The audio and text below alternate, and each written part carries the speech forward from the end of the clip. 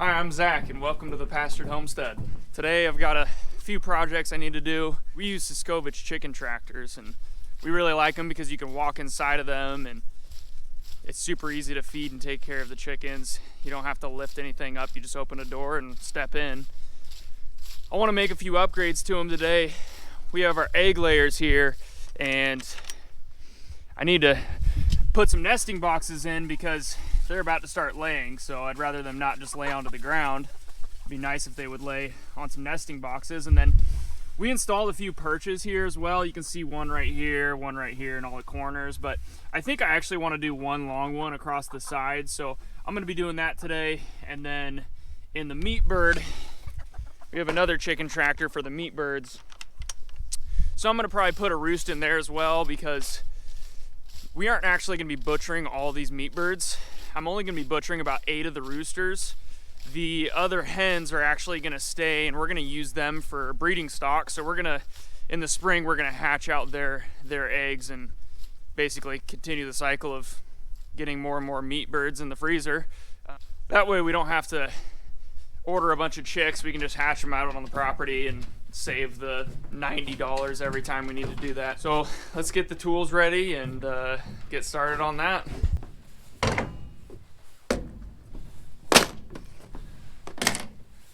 We have a ton of scrap lumber that we pulled out of the house when we remodeled it. So I'm going to use some of that for the nesting boxes and for the roost.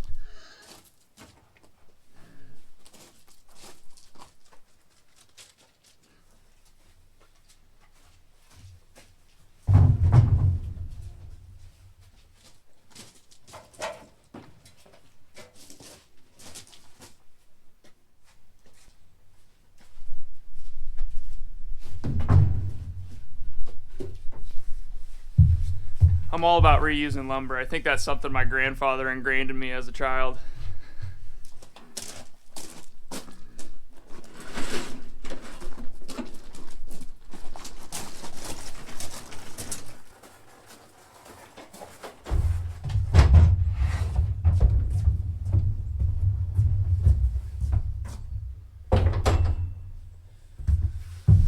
I'm going to do this underneath the porch just in case it starts raining.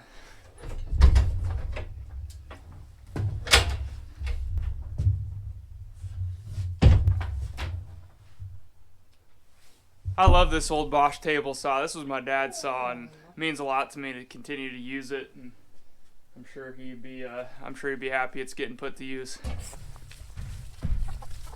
Sorry guys, getting a remodel. Let's go ahead and measure this out, see how long of a roost we need. 10 feet exactly. I'm just gonna rip a 2x4.5 and then I'll have to put some supports underneath it to hold it, but that way I can just use one 2x4 for both of the chicken tractors. Save a little bit of wood. Besides, I don't really think they need a 2x4 to stand on. A 1x is perfect.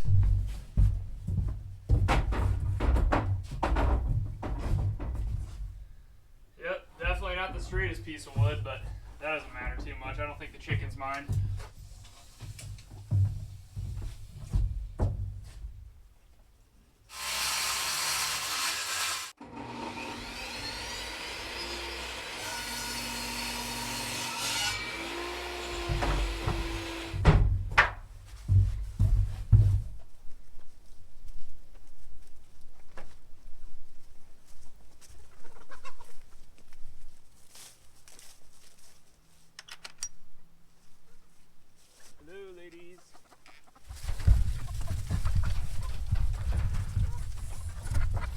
Well, you can see it's a little bouncy, so I'm going to put some cross supports in right there so that way it holds it a little bit better.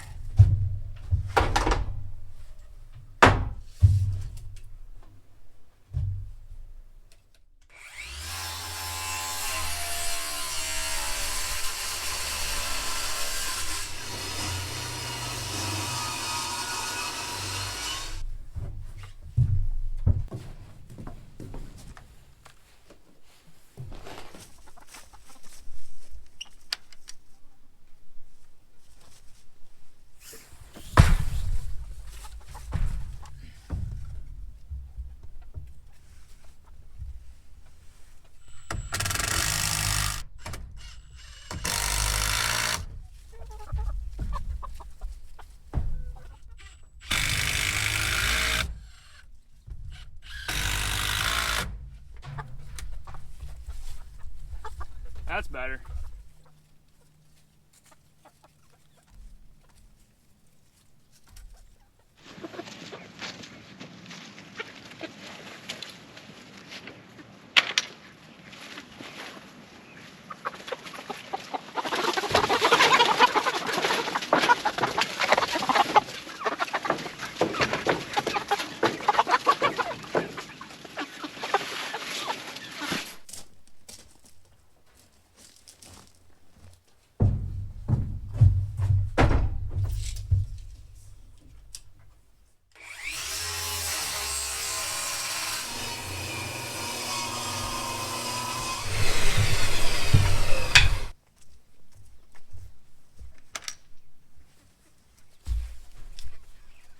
Hello, guys.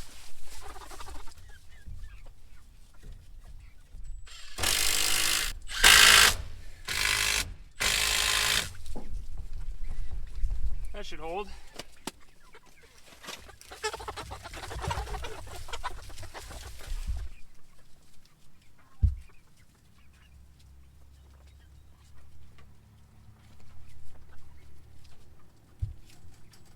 If you're wondering why I'm putting a roost in with the meat chickens, well, our meat birds actually roost and fly and jump, and they don't just lay there like the Cornish cross do.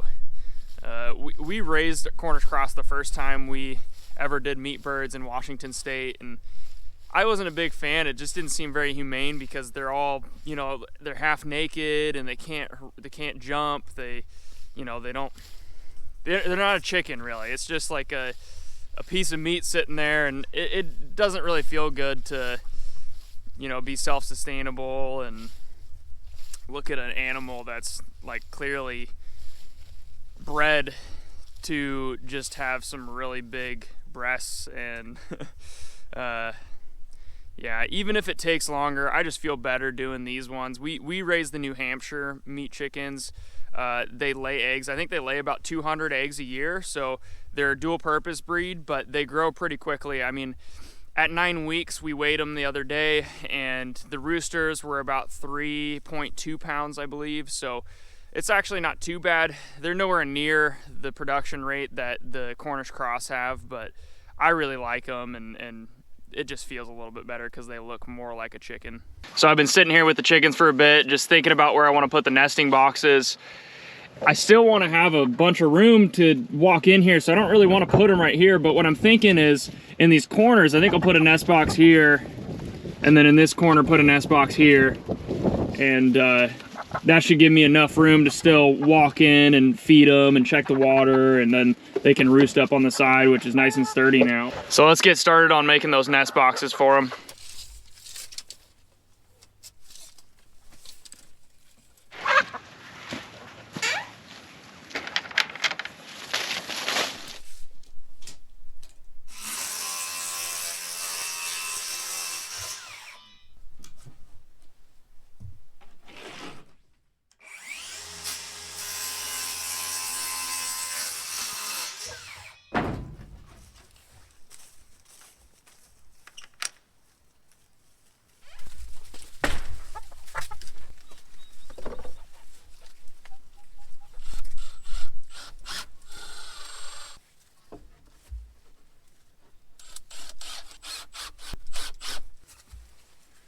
Well, I like simple, and that sure is simple right there.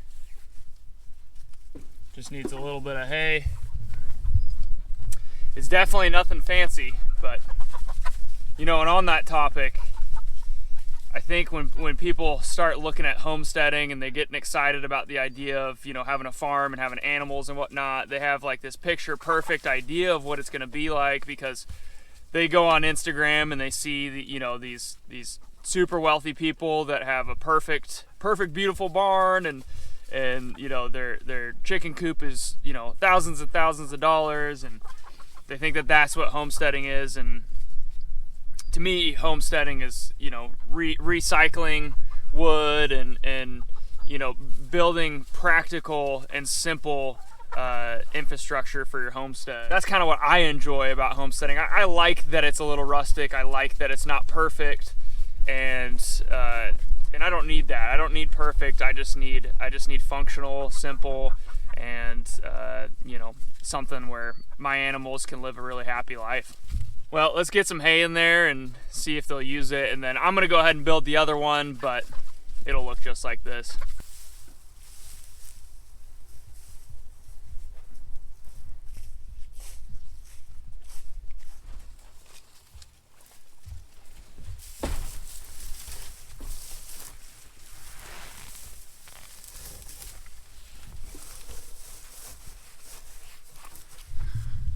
Well, I think we need one more thing to complete it. What we don't want is we don't want the chickens hopping up in here in the middle of the night, laying in here, sleeping in here, and then pooping in the hay all day long. That'll just be a nuisance. We have to clean our eggs way more often. So I'm gonna try to build something, maybe that flaps up, so that way I can block it. I can close it at night, open it up first thing in the morning, and then they can lay their eggs. Let's get going on that.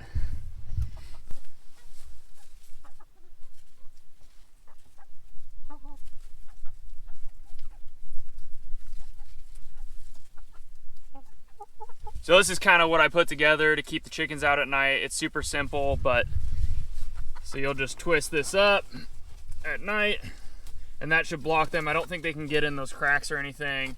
I'll be curious to see if they'll jump over the top of it or not, but I'll try that out for tonight and see if they've pooped in it in the morning. But if you guys have any suggestions on what I can do that's a little bit more practical than this, then please leave a comment below. I would appreciate it.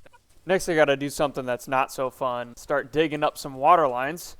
We have a yard hydrant in our big calving barn, and when we were digging the trench for the electrical, we actually hit our main water line probably about 5 times, and there was a 200-foot section that I had to cut out and replace. And somewhere within that 200 feet, the water line for the barn connected up. Obviously, we need to reconnect that from when we put our cattle in the barn this winter, so that way we have water on tap. So the next clips, you're going to be seeing me doing that. When I'm doing big digs like this, things that aren't necessarily fun, I always like to put the earbuds in, listen to some music.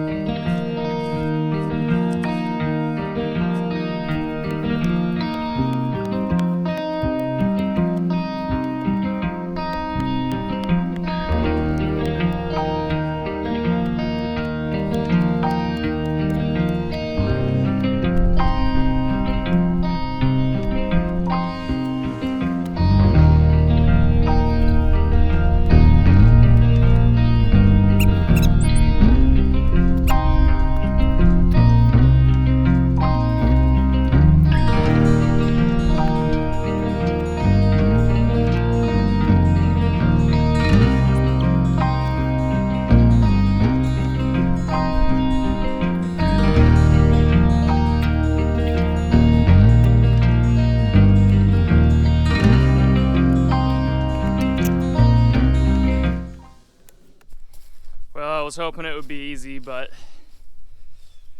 still haven't found it. I'm gonna keep trying. I was hoping if I draw a line to it, it goes right to the holes I've been digging, but it's never that easy. We've been needing to rent an excavator anyway to take water to the other barn, take water to the garden, so I might just save this project for that when we have the excavator.